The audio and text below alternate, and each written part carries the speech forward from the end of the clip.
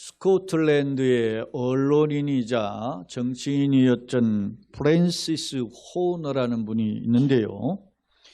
이분은 사람들과 관계 맺는 일에 대한 중요성을 언급한 바가 있습니다. 예를 들면 그는 위인전을 읽을 때 심장의 전율을 느꼈다라고 고백한 바 있는데요. 한 걸음 더 나아가서 솔직히 자신이 지금까지 읽은 모든 책을 합친 것보다 한 사람의 훌륭한 인격자와 친교를 맺는 것이 내 인격과 지성에 훨씬 더 많은 영향을 주었다라고 고백한 바 있습니다. 또한 우리 교향곡의 아버지로 알려진 하이든 있죠. 이 하이든은 핸델의 연주를 들으면서 음악가로서의 정열을 불태웠다고 고백했는데요. 그가 작곡한 오라토리오 천지창조는 핸델과의 그 어떤 만남이 없었다면 결코 이 세상에 이 작품이 나타나지 못했을 것이다. 작곡되지 못했을 것이다. 그렇게 고백한 바 있습니다. 사랑하는 성도 여러분, 그렇다면 나는 오늘 누구와 교제하고 있고 누구의 영향을 받고 살고 있다고 생각하십니까? 성경에서나 인류 역사를 살펴볼 때 하나님께서 사용하셨던 많은 사람들이 있는데요. 그들은 삶을 들여다보면 대부분 어렵고 역경의 시대를 거쳐왔음을 엿볼 수 있는데 그런 역경의 환경에서도 불구하고 하나님이 아름답게 사용하셨다는 특징이 있습니다. 예를 들면 성경 속에서 아브라함은 우상 숭배의 가문 출신이었음에도 불구하고 믿음의 조상으로 세우셨고, 야곱은 아버지와 형을 속였던 사기꾼이었지만 그는 이스라엘이라는 새로운 이름을 갖고 이스라엘의 조상이 되었으며, 유다는 며느리와 성관계를 하는 그러한 어떤 패륜적 행동을 했음에도 불구하고 유대인이라고 이름을 칭함을 받는 그러한 유대인들의 조상이 되었고, 모세와 바울은 살인자죠. 엄밀히 말하면 살인자인데 하나님께서 사용하시는 민족의 지도자고 세계의 최고의 전도자가 되었으며, 다윗은 가늠에 살인까지 한 사람이었지만 이스라엘 최고의 왕이 되었었고, 신약시대의 베드로를 비롯해서 예수님을 따랐던 제자들은 시골뜨기 촌뜨기였단 말입니다. 그럼에도 불구하고 위대한 전도자가 되었고, 베드로의 경우 하루에 전도할 때 3,000명, 5,000명이 회개하고 돌아올 위대한 전도자였습니다. 여러분 잘 아시죠? D.L. 무디라고 알려진 드와이트 무디는 그는 어떻게 보면 정상적인 학교를 제대로 마치지 못한 사람인데 그가 전도한 최고의 전도자가 되었잖아요. 그런 것을 보면 하나님께서 사용하시는 사람들의 특징은 그의 삶의 배경적 조건이 아님을 엿볼 수 있습니다. 그런데 이러한 사람들이 어떻게 이렇게 위대하게 하나님의 사람으로 쓰임받을 수 있었을까? 그것은 한마디로 하나님과의 만남과 하나님과의 인격적 교통을 통해서 하나님의 손에 붙들려서 쓰임받았다는 사실입니다. 할렐루야. 그런 면에서 오늘 우리에게 소망이 있는 것입니다. 내가 비록 약하고 부족하지만 하나님과 제대로 인격적인 만남, 그리고 하나님의 손에 붙들리면 나도 하나님의 영향 아래 있을 수 있다. 할렐루야. 오늘 이러한 소개된 인물 중에 한 사람, 바울 사도를 오늘 우리가 함께 살펴보고자 하는데요. 바울은 앞서 소개한 대로 스데반을 돌로 쳐 죽였던, 그리고 수많은 기독교인들을 감옥으로 보냈던 그러한 핍박자요, 대적자요, 소위 말하면 적그리스도였어요. 그럼에도 불구하고 그는 180도 변화되어 예수님을 전하는, 그래서 예수님을 전하다가 그가 도끼에 목이 잘려 죽는 순교자로 살았음을 알 수 있는데, 그가 변화되어 초지일관의 신앙을 유지할 수 있었던 비결은 그렇다면 무엇일까요? 그가 온전히 하나님의 사람으로 헌신되고 온 세계가 복음화될 수 있었던 통로는 이 바울의 전도 때문에 그런 거거든요. 그러자면 어떻게 바울이 하나님의 일꾼으로 헌신할 수 있었을까? 주목할 점은 사도행전은 1장에서 28장까지 이루어져 있는데 이 28장의 내용 중에 3번이나 똑같은 내용이 기록되어 있어요. 성경이 어떤 곳도 이렇게 3번씩 반복하지 않아요. 그런데 같은 내용의 한 성경 안에 3번 반복된다는 것 매우 특별한 케이스인데 오늘 사울이라는 사람이 바울로 변화되는 과정에 대한 내용이 사도행전 9장과 22장과 26장 3번에 반복되어 기록되어 있습니다. 그런데 그 시점을 보면 9장의 시점이 다르고 22장의 시점이 다르고 26장의 시점이 달라요. 9장과 22장은 약 23년의 텀이 있고 22장과 26장은 2년의 텀이 있어요. 각각 다른 시점에 기록되어 있는 내용이라는 것입니다. 자, 한번 그 내용을 한번 들여다보겠습니다. 자, 9장 3절 5절 함께 읽겠습니다. 사울이 길을 가다가 다메섹에 가까이 이르더니 호련히 하늘로부터 빛이 그를 둘러 비치는지라. 땅에 엎드려져 들음에 소리가 있어 이르되 뭐로 부르죠? 사울아 사울아 네가 어찌하여 나를 박해하느냐 하시거늘 대답하되 주여 누구시니까 이르시되 나는 네가 박해하는 예수라. 사도행전 9장은 이 사울이라는 청년이 약 한 35세 넉넉 잡고 3세 뭐 이 정도 되는 그런 시점에서 그가 혈기가 왕성해서 지금 더 다메섹은 다마스커스 지금도 시리아의 수도가 다메섹이잖아요. 다마스커스잖아요.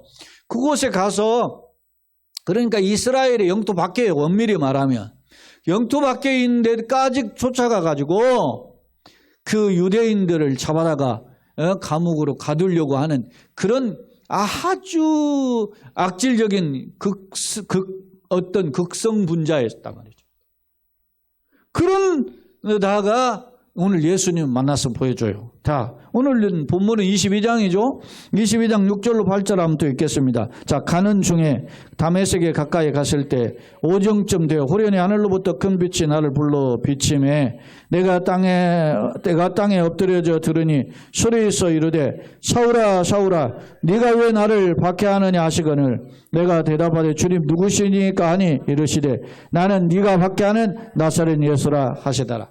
이 사도행전 22장은 그로부터 사도행전 9장으로부터 약 23년이 흐른 뒤에 바울이 변화되어 회심해서 새로운 사람이 되어가지고 바울이 1차, 2차, 3차 전도여행을 하고 이제 어떻게 고국인 예루살렘에 저 이방인 교회에서 구제헌금, 선교헌금을 해준 것을 모아가지고 와서 예루살렘에 왔다가 거기에서 붙잡혀가지고 자기가 이스라엘 백성들 앞에서 형제들아 부르면서 변명하는 간증하는 내용이 이 사도행전 22장이에요.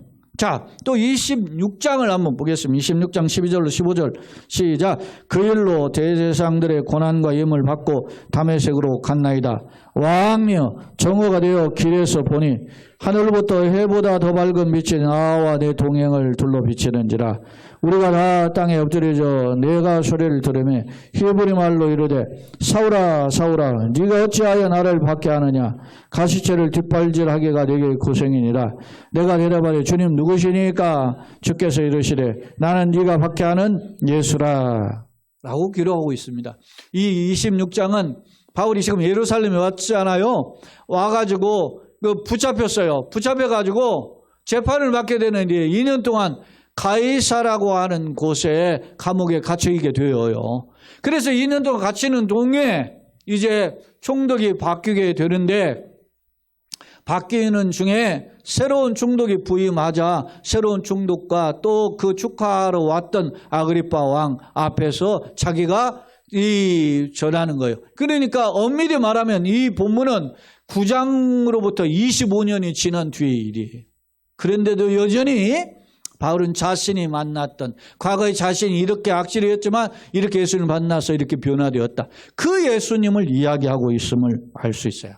사랑하는 여러분, 사도행전 9장, 22장, 오늘 26장의 일부분을 우리가 떼어서 살펴봤는데 시간적으로 보면 9장은 서기 한 35년경이고 22장은 서기 한 58년경이고 약 26장은 서기 한 60여 년경 가까이 되는 시점이었으면 알 수 있어요. 다시 말하면 자기가 예수님을 만나고 변화된 삶을 시작한 지 25년이 흐르는 동안에 바울은 초지일관으로 예수의 십자가와 부활을 전했다는 것입니다. 자기가 만난 예수님을 전했다는 거예요. 그 당시 여러분 생각해 보세요. 예수님이 어떤 분입니까? 이미 예수님은 자기가 그 다메섹 도상에 만났을 때 그때 만났을 때 이미 예수님은 십자가 매달려 죽은 지 몇 년이 지났어요? 약 한 7년 정도 지난 시점이에요. 그런 시점인데 그러면 이미 예수님이 다 죽고 없는데 예수가 살아나셨다고 부활을 증거하고 있는 자들이 어떻게 보면 어떻게 미친놈이잖아요. 그러니까 바울이 쫓아다니면 그들을 잡아다 감옥에 가두고 죽였던 거예요. 그런데 자기가 죽은 줄로 알았던 그래 십자가 매달려 죽었던 그 예수가 자기를 부르시는 것을 목격하고 그가 완전히 뒤집어진 거죠. 그럼 어떻게 일평생 그가 예수의 증인으로 살다가 결국 그가 순교자로 죽을 수 있었는가? 자, 오늘 사도행전 22장의 말씀을 통해서 우리는 그 비결을 한 크게 두 가지로 살펴보자 합니다. 먼저 첫째, 바울이 변화될 수 있었던 것은 따라서 부활의 예수님을 만났기 때문이다. 믿습니까? 여러분, 나도 부활의 예수님을 만나면 뒤집어지는 삶을 살 수 있는 줄로 믿습니다. 내일 평생의 삶 속에 부활의 예수님이 나의 삶을 지배해야 돼요. 내 삶을 이끌어가는 분은 누구다? 부활의 예수님이라는 것입니다. 앞서도 제가 소개했었잖아요. 사도행전 9장은 그가 청년 시절 혈기왕성한 사람이었는데 그런 그가 어떻게 해요? 변화받은 뒤에요. 23년 그리고 25년을 흐르는 동안 과거의 사건을 뚜렷이 기억하고 사람들 앞에서 간증하고 있음을 엿볼 수 있습니다. 그렇다면 이렇게 23년, 25년이 흐르는 동안 바울을 붙잡을 수 있었던 비결은 무엇입니까? 부활전. 예수 부활은 나의 부활이라고 하는 신앙이었다는 것입니다. 자, 오늘 말씀 한번 간략하게 살펴봅시다. 1절로 5절 함께 읽겠습니다. 자, 부형들아, 내가 지금 여러분 앞에서 변명하는 말을 들어라. 그들은 이제 이스라엘 백성들이죠. 그들이 그가 히브리 말로 전한 말함을 듣고 더욱 조용한지라. 이어 이르되 나는 유대인으로 길리기아 다소에서 났고 이 길리기아 다소는 지금의 터키의 남중부 지역의 남중부에서 약간 동쪽 지역인데 이 다소라는 큰 성에서 태어났고 이 성에서 자라 가말리엘의 문화에서 우리 조상들의 율법에 엄한 교훈을 받았고 가말리엘은 당시 바리새파의 두 개의 학파가 있는데 샴마이 학파가 힐렐 학파가 있는데 그 힐렐 학파의 힐렐의 손자가 가말리엘이에요. 근데 그 가말리엘의 문화생이었다. 그러니까 최고 엘리트 계열로서 자기가 훈련받았다 그런 말입니다. 문화에서 우리 조상의 율법에 엄한 교훈을 받았고 같이 읽습니다. 오늘 너희 모든 사람처럼 하나님에 대하여 열심히 있는 자라. 내가 이 돌을 박해하여 사람을 죽이기까지 하고 남녀를 결박하여 옥에 넘겨놓으니 이에 대제사장과 모든 장로들이 내 증인이라. 또 내가 그들에게서 다메섹 경제들에게 가는 공문을 받아가지고 거기 있는 자들도 결박하여 예루살렘으로 끌어다가 형벌을 받게 하려고 가다니. 자기가 이 일에 앞장서니까 심지어는 말이죠. 우리 기독교 최초의 집사인 스테반 집사를 돌로 쳐서 죽였던 장본인이 이 사울이라는 사람이라. 바울이라. 바울의 본래 이름이 사울 아닙니까? 그런 일을 했던 거예요. 그것에 말이죠. 열심을 내서 심지어는 외국 성까지 쫓아가서 그곳에서 이제 잡아다가 그들 죽이려고 했어요. 왜 그랬어요? 그가 율법과 전통에 열심히 있다고 고백하잖아요. 왜 그래요? 잘못된 율법, 잘못된 전통, 잘못된 성경 해석에 근거해서 살다가 예수 믿는 사람들이 예수님은 죽었는데 예수 부활을 외치니까 핍박했던 겁니다. 사실은 자기가 하나님을 위해 열심히 있었다는 거예요. 하나님의 열심을 믿는 사람이었어요. 그런데 잘못된 열심을 하니까 어떻게 해요? 예수 믿는 사람을 핍박하게 되는 것이죠. 여러분, 옛날에도 탕명한 소장을 죽였던 사람이 우리 기독교인 아니었어요? 잘못된 열심으로. 그를 이단으로 탕명하니 그를 이단으로 지명한 교회의 청년이 그 탕명한 소장을 교수를 죽인 거지. 통일교는 완전 사이비잖아요. 그들은 사이비, 이단 사이비니까 그렇다지만 통일교에서도 탕명한 소장에게 어떻게 했습니까? 차 밑에다가 폭발물 설치기도 하고 그렇게 여러 번 죽이려고 했는데 살아났는데 결국 우리 같은 기독교에서 파생된 이단한테 거기에 말이죠. 자기네 교회 목사님을 말이 이단으로 지명했다고 해서 분노한 청년이 죽인 거 잘못된 열심입니다. 그가 하나님을 믿는다, 예수는 믿지 않는다 말할 수 없어요. 믿어! 그런데 잘못된 열심. 그러니까 우리가 예수를 똑바로 믿어야 되는 성령을 바로 알고. 그것이 필요한데 당시 이 사울은 청년 시절 잘못된 열심으로 예수를 핍박하는 자로 살았다는 것입니다. 자, 보세요. 6절로 8절 함께 같이 또 읽어봅시다. 가는 중에 다메섹에 가까이 갔을 때 오정쯤 되어 호련히 하늘로부터 큰 빛이 나를 둘러 비치매 내가 땅에 엎드려져 들으니 소리에서 이르시되 사울아 사울아 네가 왜 나를 밖에 하느냐 하시거늘 내가 대답하되 주님 누구십니까 하니 이르시되 나는 네가 밖에 하는 나사렛 예수라. 예? 자기가 죽었다고 생각한 예수가 지금 나타나가지고 누구십니까? 하늘에서 큰 빛이 하늘에서 빛이 일어나 하늘의 음성으로 들려줬다만 그 예수님은 살아계신 분임을 오늘 보여주고 있잖아요. 자기네가 생각하기에는 예수님은 죽었다고 생각했는데 그러니까 이 사울이 생각한 최대의 충격은 뭐예요? 죽은 예수가 죽지 않고 살아있음을 확인한 것이죠.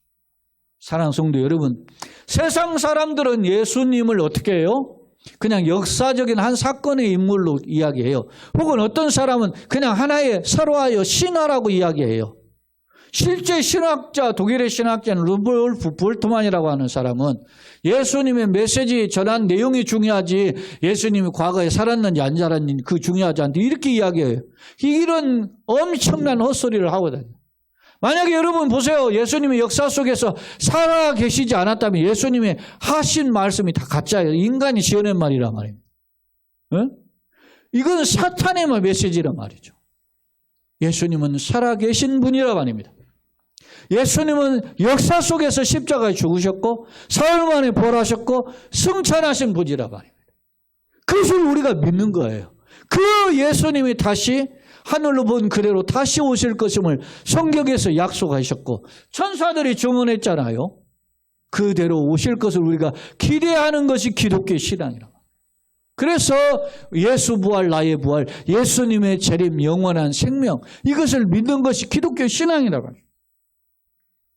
한마디로 바울은 자신은 죽었다고 생각했던 그 예수님을 부활하신 예수님을 만남을 통해서 그가 다시 변화된 삶을 살고 이제는 일평생 예수를 증언하는 증인으로 살게 되었음을 오늘 말씀을 통해서 살펴볼 수 있고 오늘 본문의 말씀은 그가 예수님을 만난 지 23년이 되는 차에 주어진 말씀임을 엿볼 수 있습니다.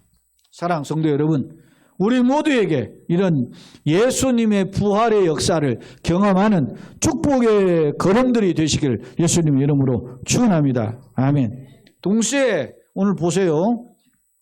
10절로 11절 함께 읽겠습니다. 시작. 내가 이르되 주님 무엇을 하리까? 여러분 보세요. 내가 이르되 주님 무엇을 하리? 그럼 나를 부르셨는데 내가 뭘 어떻게 하고 살아야 되는가요? 물었어요. 자, 물어봤을 때 주님 뭐라고 하시는지 한번 봅시다. 이르시되 일어나 다메섹으로 들어가라. 네가 해야 할 모든 것을 거기서 누가 이르리라 하시거늘 나는 그 빛의 광채로 말미암아 볼 수 없게 되었으므로 나와 함께 있는 사람들의 손에 이끌려 다메섹으로 들어가느라.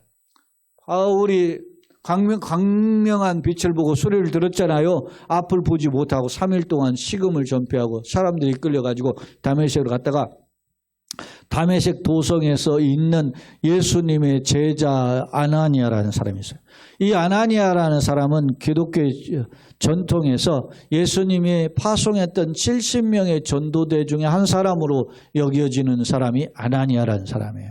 그 아나니아라는 사람에게 예수님이 말씀해요. 야, 너가 보면 이 바울이라는 놈이 있는데 그를 그에 위해서 안수해라. 그러니까 아나니아가 예수님 이 사람이 사람들을 오게 가지고 죽이기도 했던 사람인데 심지어 다메섹까지 와가지고 우리를 잡아다가 죽이려고 합니다.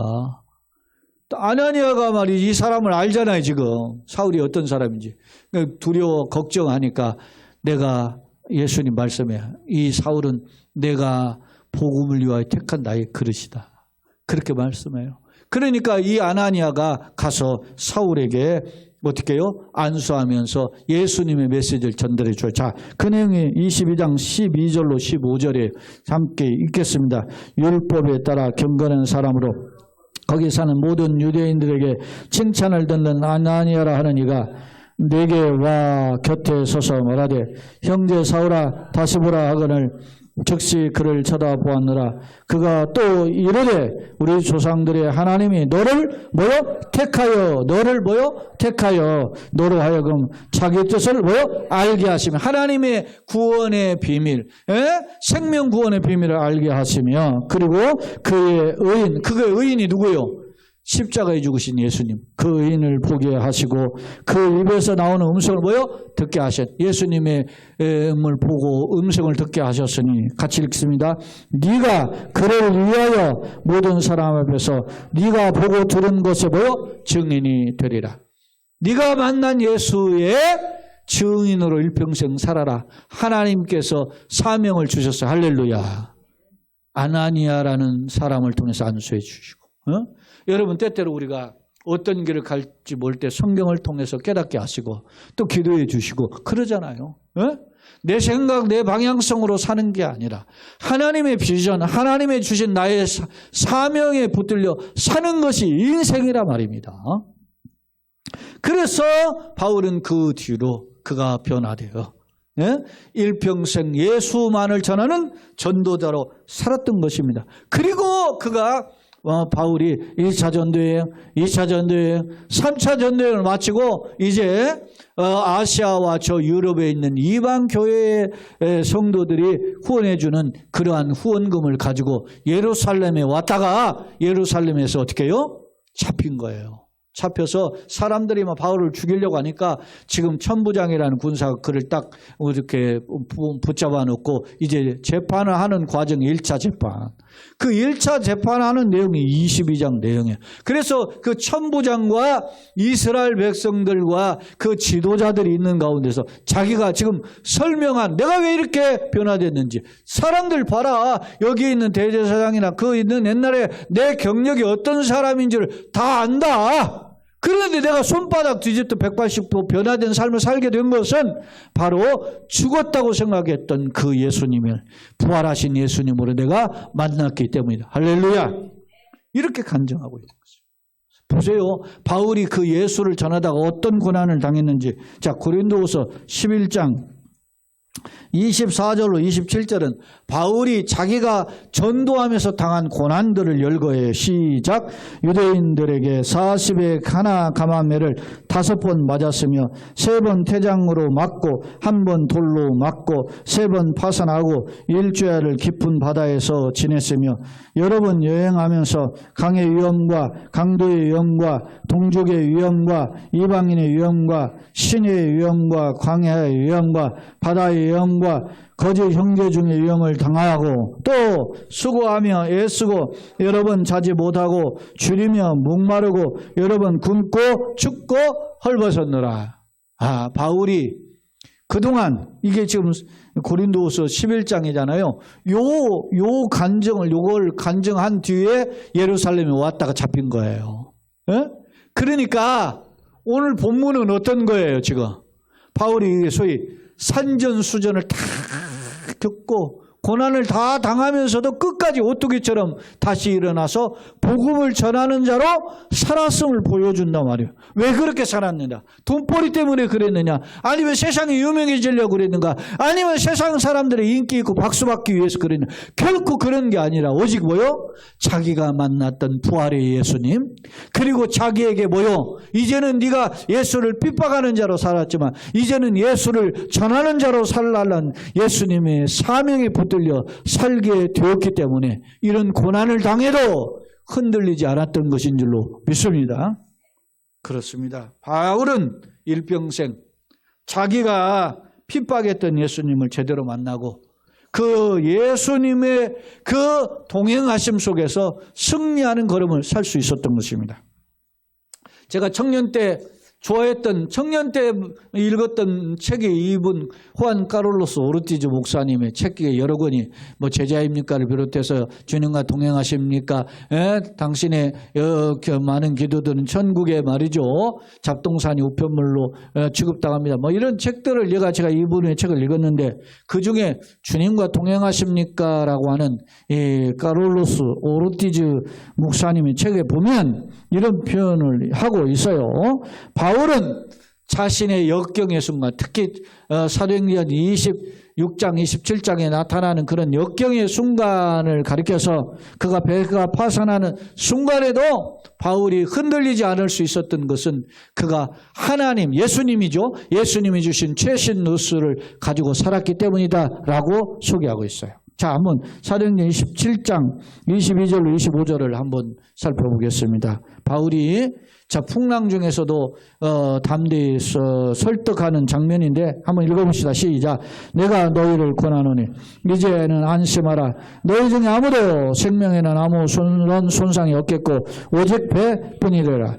내가 속한 바 곧 내가 섬기는 하나님의 사자가 어젯밤에 내 곁에 서서 말하되 바울아 두려워하지 말라. 네가 가이사 앞에 서야 하겠고 또 하나님께서 너와 함께 항해하는 자를 다 내게 주셨다 하였으니 그러므로 여러분이여 안심하라. 나는 내게 말씀하신 그대로 되리라고 하나님을 믿노라. 할렐루야.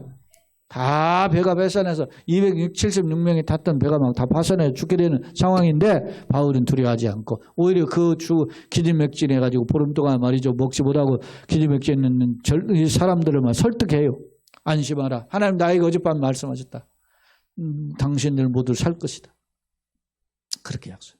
바울은 그 역경의 순간에서도 예수님의 최신 뉴스, 굿 뉴스를 가지고 소망 가운데 흔들리지 않고 살았다. 사랑하는 성도 여러분, 코로나가 없고 역경의 시기가 계속 머물고 있잖아요. 뭐 전염병은 그쳤지만 경제적으로 여러 가지 어려워요. 그런 상황 속에서도 흔들리지 않는 여러분의 소망이 있기를 예수님의 이름으로 축원합니다. 그 비결이 뭡니까? 여러분의 가슴 속에 오늘도 들려주시는 부활의 예수님의 최신 메시지가 있어야 돼요. 믿습니까? 과거에 23년 전에 26년 전에 25년 전에 그 가져왔던 그 메시지만을 가지고 사는 게 아니라 바울에게는 최신에 들려주는 예수님의 음성이 있다는 사실. 오늘 저와 여러분의 가슴을 뜨겁게 하고 설레게 하는 예수님의 메시지가 있기를 예수님의 이름으로 축원합니다. 아멘. 자, 마태복음 28장 20절은 마태복음의 마지막 절 말씀인데 예수님의 지상 최대의 명령의 마지막 절이에요. 한번 같이 읽겠습니다. 시작. 내가 너희에게 분부한 모든 것을 가르쳐 지키게 하라. 볼지어다 내가 세상 끝날까지 너희와 항상 함께 있으리라 하시네. 아멘. 할렐루야. 내가 아는 예수님이에요. 예수님이 지금 부활하시고 승천하시면서 제자들에게 마지막 하신 약속과 명령이에요. 떠나시는 예수님이 뭐라고 했어요? 볼지어다 내가 세상 끝날까지 너희와 항상 함께 있다. 떠나가셨지만 예수님 함께 하십니다. 사랑하는 여러분, 오늘 예수님 우리 눈에 보이지 않지만 나와 함께 하시는 예수의 흔적을 가지고 살기를 예수님의 이름으로 축원합니다. 그런 승리자의 비결이 우리에게 있어야 되는 거예요. 사랑하는 성도 여러분, 말씀을 정리해 보겠습니다. 우리가 젊은이들이 연애 시절 그냥 막 붙어 있어가 잠시 떨어져도 또 보고 싶고 그런 것이 연애 때의 그 심정이에요. 왜냐? 뭐 노래도 있잖아. 보고 있어도 또 보고 싶은. 그게 어떤 사랑하는 사람에 대한 마음이에요. 그런데 이런 사람이 10년, 20년, 30년 결혼하고 지나면 밖에 나가도 어디 갔는지 별 관심도 없고 그런 거예요. 뭐라고 자꾸 하면 귀찮기만 하고. 왜 그래요? 첫사랑이 식어졌기 때문에. 물론 꼭 처음 사랑 가지고만 사는 것은 아니지만 사람이라는 것은 시간이 흐르면 그 첫 번째 감격과 감정이 사라진단 말입니다. 그럼에도 불구하고 그 아름다운 가정을 이루어가고 어떤 관계를 유지하는 비결이 뭡니까? 따라서 합시다. 최신 뉴스. 주님과의 관계 속에 최신 뉴스가 있어야 돼. 부부의 관계에서도 가정의 관계에서도 최신의 어떤 뉴스를 가지고 살아야 됨을 보여주고 있는 것입니다. 사랑하는 성도 여러분, 첫사랑이 식어지는 듯 하지만 또 다른 그 깊은 주님과의 교통의 관계가 계속될 때 그의 사랑은 더 깊은 차원으로 성숙되어 가는 줄로 믿습니다. 오늘 바울이 그랬음을 알 수 있습니다. 처음에 예수님이 부활의 예수님을 만났다면 그는 23년, 25년이 흐르는 동안 그 예수님과 친밀한 교통 속에서 살아왔음을 오늘 성경은 증언하고 있습니다. 미국의 침례교회 목사님이었던 잭 하일스라고 하는 유명한 목사님이 있어요. 이분이 이런 말을 했어요. 많은 그리스도인들이 신앙생활하다가 지치는 까닭은 그가 예수님과 함께 일하지 않고 오히려 예수님을 위해서 일을 하기 때문이다. 이런 지적을 했어요. 제가 어떻게 보면 말장난 같지만 그래 맞는 말이다라고 생각이 들어요. 우리는 예수님을 위해서 열심을 냅니다. 내가 어떻게든 예수님의 영광을 위해서 살아야지 이렇게 생각할 때가 많아요. 그래서 나는 하나님을 영광을 위해서도 뭐 일을 한다. 하나님 영광을 위해서 공부한다. 이런 표현들이 있잖아요. 그런데 이 잭 하일스 목사의 지적에 보면 하나님을 위해서가 아니라 예수님과 함께 일할 때 진정한 능력자가 된다고 그는 평가해요. 사랑하는 성도 여러분, 내가 주님을 위해 사는 게 아니고 주님이 나를 위해 사는 것이 믿습니까? 그러려면 나와 함께 하시는 예수님을 날마다 확인하고 그 예수님과 한 걸음 한 걸음 스텝 바이 스텝 걸어가야 되는 줄로 믿습니다. 그것이 바로 신앙이에요. 왜냐하면 내가 지금 걸어가는 힘이 나의 힘에 있지 않고 나의 지식에 있지 않고 나의 열정에 있지 않고 나와 함께 하시는 예수님의 손에 붙들리는 힘에 있는 줄로 믿습니다. 세상 끝날까지 함께 하시겠다는 주님 손에 내가 붙들릴 때 가능하다는 말입니다. 그래서 옛날에 예수님 오시기 전에 그 450년 전에 슈갈의 선지자도 뭐라 그랬어요? 이는 힘으로 내 힘으로 내 능력으로 되지 아니하고 뭐라고요? 여호와의 능력으로 되는 줄로 여호와의 영의 능력으로 할렐루야. 성령의 능력으로 된다. 믿습니까? 바울 사도는 빌립보서 4장에서 내게 능력 주시는 자 안에서 내가 모든 걸 할 수 있다고 고백했습니다. 믿습니까? 나와 동행하시는 분이 누구인가를 확인할 때 다시 한번 내 가슴이 뜨거워지고 다시 한번 열정으로 불타게 되는 줄로 믿습니다. 바라기는 스데반을 죽였던 그 사울이 오히려 변화되어 바울로서 일평생 헌신한 삶을 살게 된 것은 굉장한 패러독스의 역설이 담겨져 있죠. 그 비결은 바로 그가 예수님의 부활 그리고 예수님의 동행하심에 붙들렸기 때문입니다. 바라기는 우리 역시 내가 만난 예수님, 내게 사명을 주신 예수님과 함께 확인하면서 걸어가는 그런 복된 걸음이 되기를 예수님의 이름으로 축원합니다. 주님의 사명에 붙들린 인생, 주님의 부활의 목격자로 간증하는 인생이 얼마나 아름다운지 성경은 여러 곳에서 또 인류 역사의 수많은 곳에서 증언하고 있습니다. 바라기는 우리 모두가 그런 축복의 통로가 되시고 그런 교회의 가정 성도들이 되시기를 예수님의 이름으로 축원합니다. 아멘.